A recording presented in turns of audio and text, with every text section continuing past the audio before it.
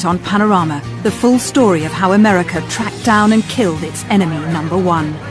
We can say to those families who have lost loved ones to al-Qaeda's terror, justice has been done. It was the most daring raid. US Navy SEALs stormed Osama bin Laden's secret hideout. None of the good guys getting injured or killed, to me, is like the ultimate dream arc. Just how did bin Laden manage to live for 5 years right under the nose of the Pakistan military? We have caught them red-handed in something that is almost impossible for them to lie about. As far as I know, there has been no double game. From this house, it's claimed the leader of al-Qaeda directed terror attacks around the world. Will his death now make us any safer?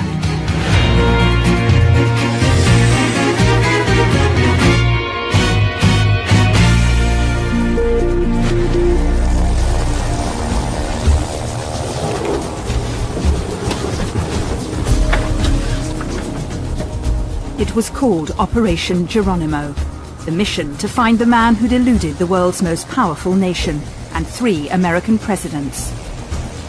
Helicopters would fly a crack team of US Navy SEALs under cover of darkness into the heart of Pakistan.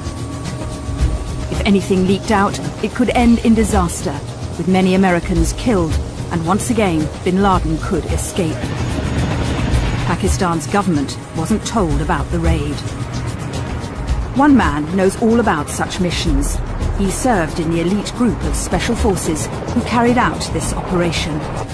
Navy SEAL Team 6. You know, I think President Obama did a good job not clearing us with the Pakistanis. Loose lips, sink ships. You've got to get in the target, get rid of somebody evil, and try not to get any of your guys killed in the process. The Americans set off from an airbase in Afghanistan. The hope was that this time they'd get bin Laden. Their intelligence indicated he was hiding close to Islamabad, the Pakistani capital, in the town of Abbottabad.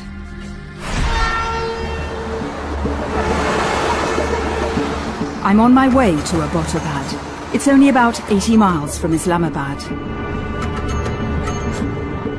High in the hills, the town is cool and green, a place for holidays. It's bristling with army installations, including Pakistan's military academy, the country's equivalent of Sandhurst. Bin Laden's hideout is only half a mile away. Well, here we are. This is the area where Osama bin Laden remained below the radar so effectively for so long. It's quiet, prosperous, middle class, and because of the high level of military installations, it's very secure. It's the one place that bin Laden felt sure of being protected from foreign spies and US attacks from the sky. Well, this is the entrance to the actual compound area. It's sealed off by the police at the moment. We're having to walk through. As I arrived, the police were letting the curious crowd go down to bin Laden's compound. It's fast becoming a tourist attraction. The compound, hidden by high walls, was built 6 years ago by 2 brothers, outsiders from the tribal region to the north. Bin Laden's nearest neighbour, Zian Mohammed, lives with his family just a few yards from Osama's front door. Who was in the compound? Did you have any connections with them? नहीं जी उन्हें तो पढ़ता है ऐसा मतलब अंदर ना छोड़ दें तो ना वो किसी से काट दें अरशद तारक खान बस ये 2 खान हैं 2 बंदे मतलब. The rumour was that the men who said they were Arshad and Tariq Khan were smugglers. The compound was the biggest in the area. Sari बच्ची की शादी हुई है बुलाया नहीं आए वो बड़े लोग के मतलब नहीं आए माल में फेंची उन्होंने गां रखी थी ये बाकी वो आप खुद संभालते 12 आदमी फालतू ना छोड़ा ही नहीं है पर्दे बाहर का आ रहे गेट तो अंदर उन्होंने कोई बंदा नहीं छोड़ा साढ़े सामने.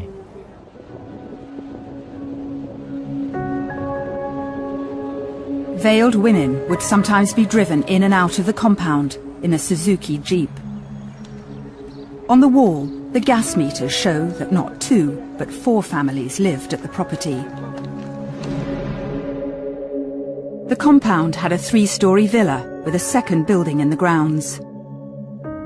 The 14-foot walls were topped by barbed wire. The only way in was through 2 security gates in a long alleyway. Bin Laden and his family are believed to have moved in by the start of 2006. The men who called themselves Arshad and Tariq lived in the smaller building with their families. Bin Laden, with 3 of his wives and a young daughter, was living in the main building, and an older son and his wife too, on the 2nd and 3rd floors. It's not what the CIA had thought. Surprise would be the word I would use. Many of us expected that he would be found in a house somewhere, but probably in a village, in a small place where there is very little government presence.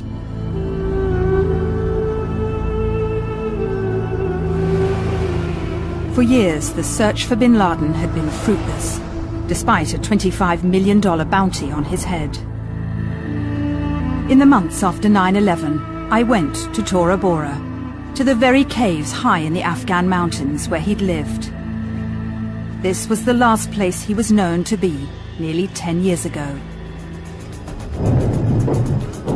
US and British special forces had him surrounded after the collapse of the Taliban regime. Very top up there, that's supposedly where bin Laden's hanging out. But warlords helped him escape. Bin Laden was on the run for nearly a decade. The man who ran the CIA unit, set up to hunt bin Laden down, now believes that his quarry still played a hands-on role running Al-Qaeda. He had to communicate with his people. He was far more than a figurehead. He was controlling, or at least participating in the planning of operations and the conduct of organizational activities. You can't do that from the back of a 4x4 running around the country hiding. Holed up in the Abbottabad compound, bin Laden made his last public video appearance, which Al-Qaeda released in 2007. أيها الشعب الأمريكي حديثي هذا لكم. But his home movies, now revealed, show the real bin Laden, grey-haired, stuck indoors, flicking through television channels watching coverage of Al-Qaeda attacks. Very different from the man in the propaganda videos, dressed up in a gold robe, his beard dyed and neatly trimmed.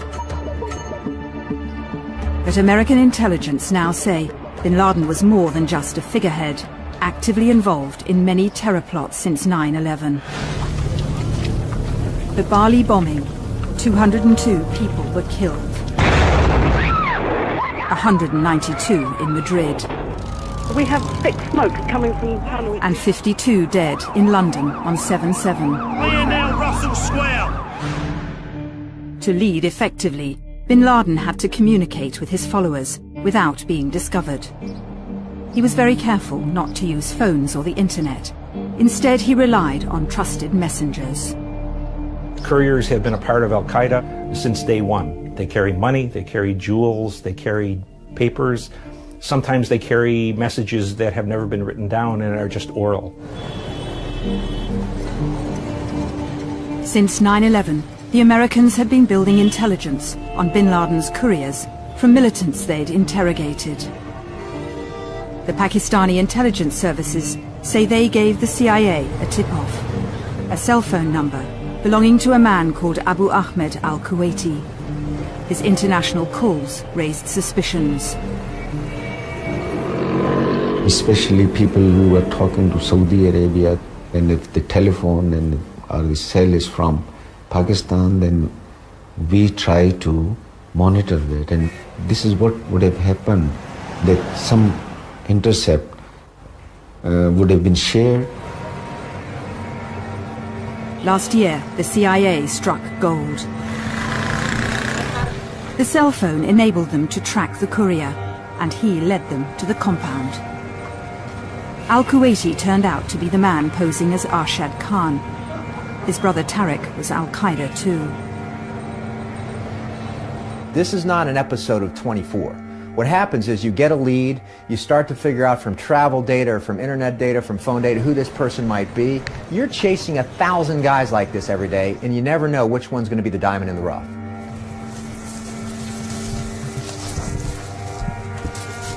The CIA set up a safe house nearby to monitor the compound.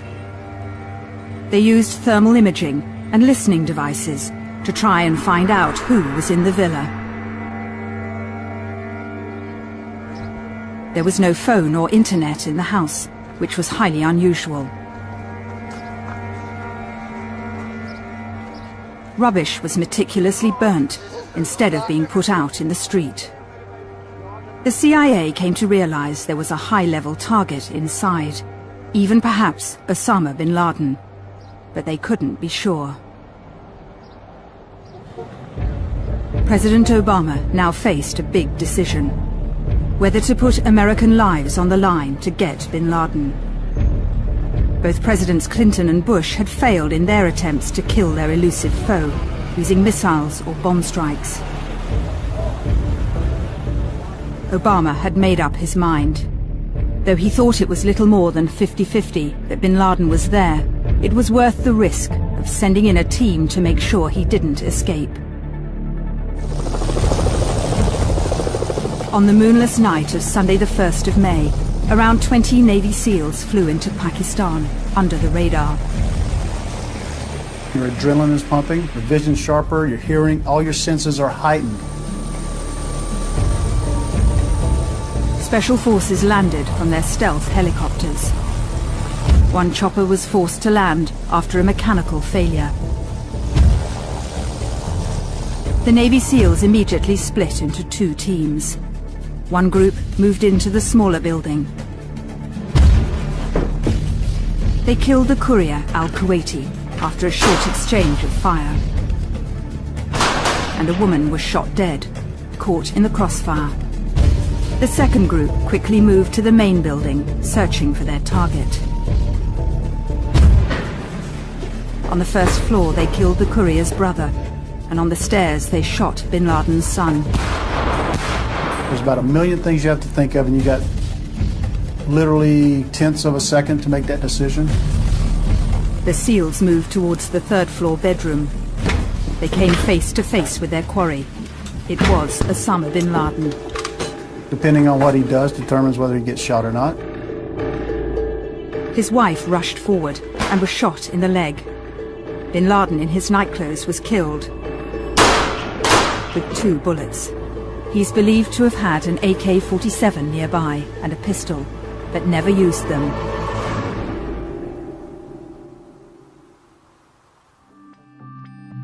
In the White House, the president and his team were monitoring the attack as it unfolded. The news finally came that bin Laden was dead. It was greeted with silence, and then the president said, "We got him."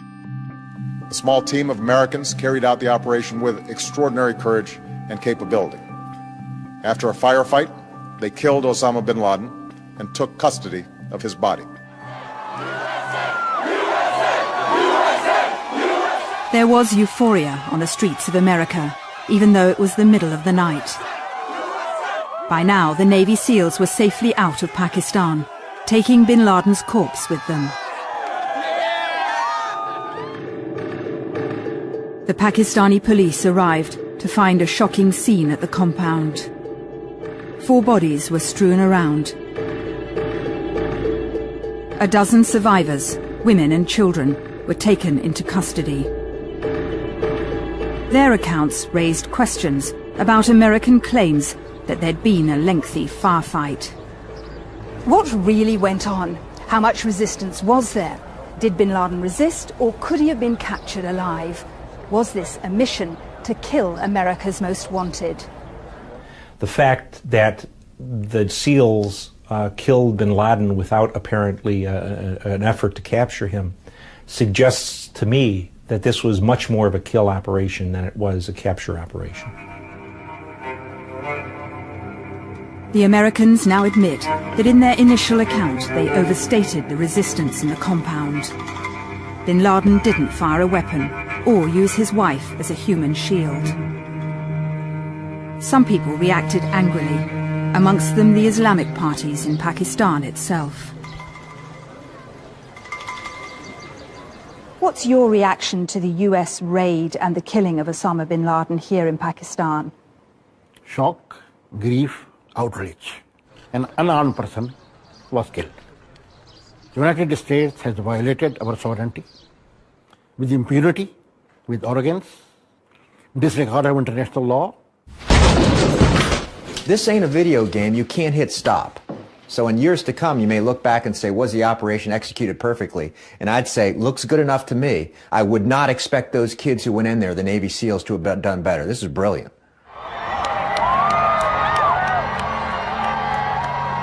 President Obama doesn't want to appear triumphant and risk inciting Muslims sympathetic to bin Laden. He made a trip to Ground Zero, however, after the raid, to honor bin Laden's victims and to meet their relatives. Among them, Jackie Eaton, who lost her British husband Robert in the North Tower at the World Trade Center. Nearly 10 years on, she has mixed feelings about bin Laden's death. Our world is still not what it was, will never be, in my opinion. And it gives you a little bit of satisfaction to know that he is gone and he got his, but it's of little consolation, I think, to a lot of people who have lost loved ones. I still feel like he's spread his poison enough in this world now that our war on terror and our fight continues.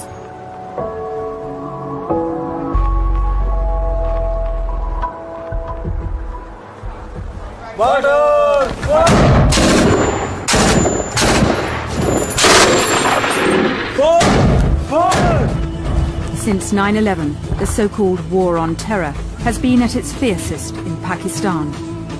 It's the heartland of Islamic extremists fighting the West and inflicting terror on Pakistan itself.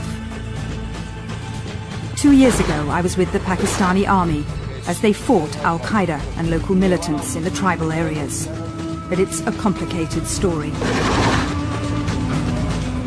Pakistan's intelligence service, the ISI, is accused of secretly supporting some of these groups to extend its influence in the region.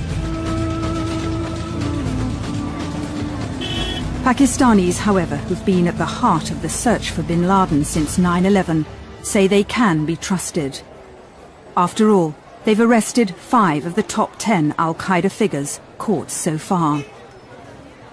9/11 was a tragic incident, and the people who did it, Pakistan has been helping the Americans to get hold of them.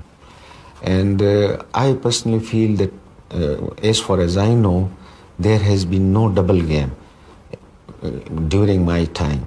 And the people from CIA, they would, I think, acknowledge it, that there had been no double game. There's not only a problem with commitment to this fight, there's a problem with information sometimes going out the back door.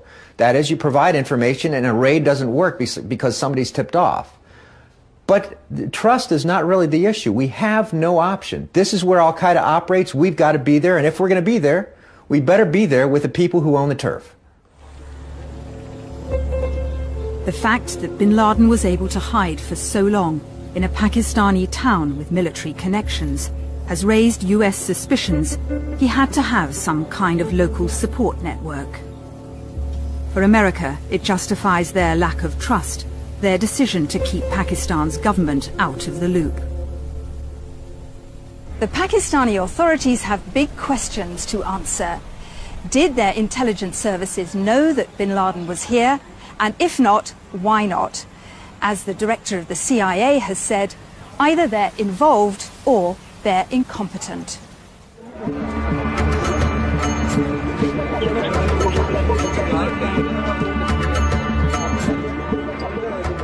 I wouldn't be surprised if some of the people in the Pakistani army or ISI knew. I think there probably are people who knew where he was, and a great many more people who regarded him as a hero. But Pakistan denies any official support, saying they've suffered more than anyone from Al-Qaeda. Osama has never been a friendly man to Pakistan. And you know, we have this problem, and 32,000 people have died. And we know that the Taliban, Pakistani Taliban, they were supported by Al-Qaeda, and they've been targeting Pakistani cities, Pakistani army installation. So why what could have been the real motive to keep him? This whole thing's been a terrible embarrassment, hasn't it, for the ISI? Yes, I think it is a terrible embarrassment, personally for me, and the things we had done, and one incident, and everything is gone. But you should not degrade a nation, an emotional nation, who are most of them anti-American. But the ISI's pleas are falling on deaf ears. Some American politicians are calling for a radical rethink of the US relationship with Pakistan after bin Laden was discovered there. They have been lying to us over the years, and if the radical Islamists, to which the Pakistani government and the Pakistani military is allied, are so important to them that they're willing to hide someone who slaughtered 3,000 Americans, well, let them deal with their own problems from now on. They aren't our friend. We shouldn't treat them as a friend. Over $2 billion worth of military and civil aid is now at stake. That's what America gives Pakistan each year to prevent the world's only Islamic nuclear state from collapsing. And last month, Britain doubled its aid to £350 million a year. Almost half will be spent helping some of the 17 million children who cannot afford to go to school.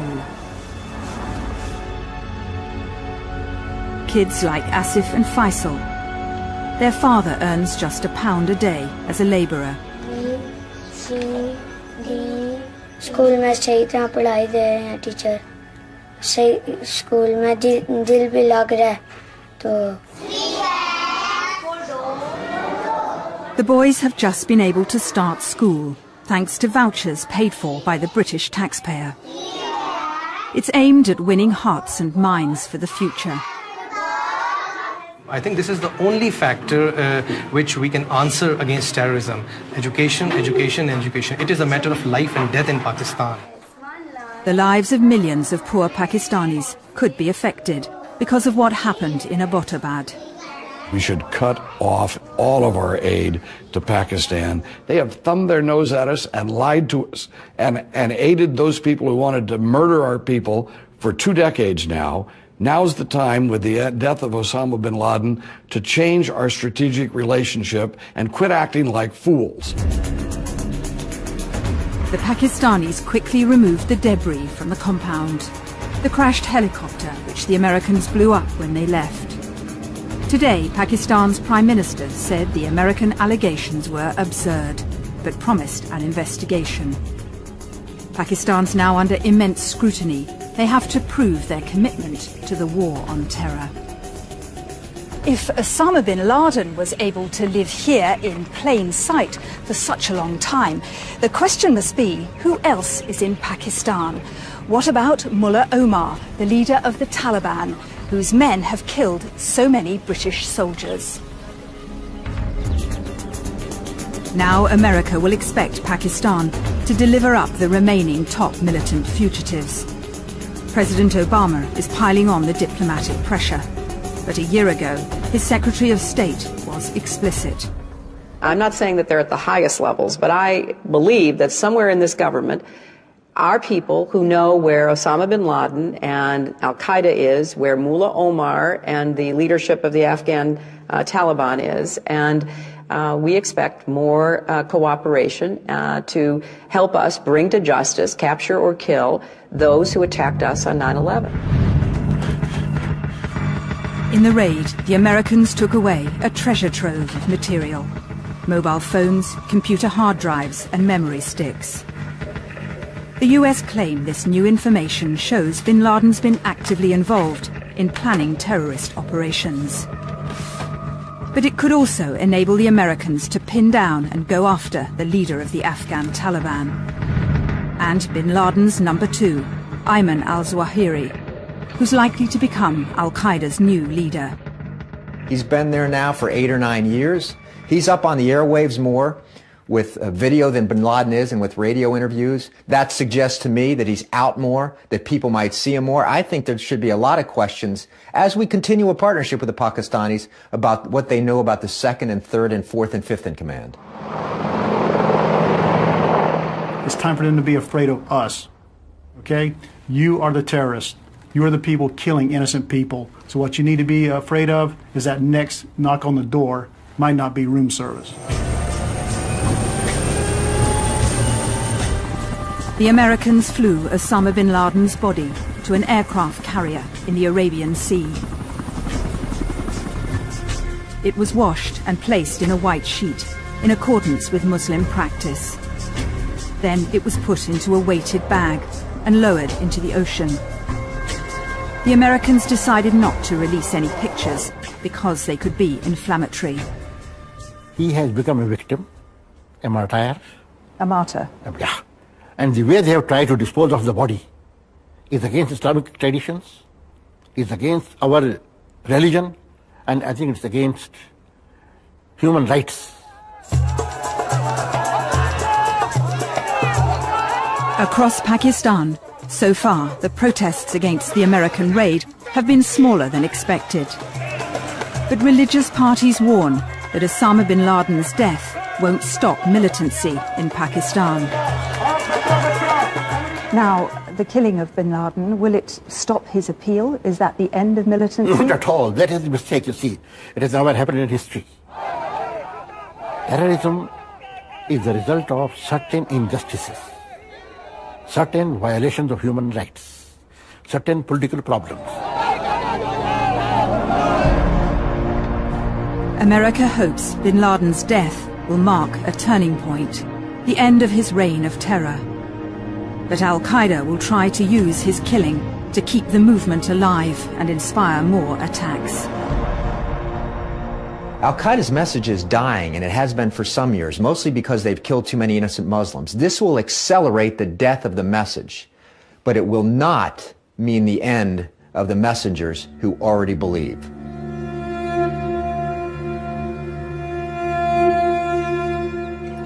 Back at the infamous compound, bin Laden's neighbors are trying to get on with their lives. Al-Qaeda has confirmed their leader is dead, but has warned the killing is a curse which will haunt America. There is talk the Pakistani army will blow up this compound, removing a monument that has become a national embarrassment. But it will be harder to destroy Osama bin Laden's malign legacy.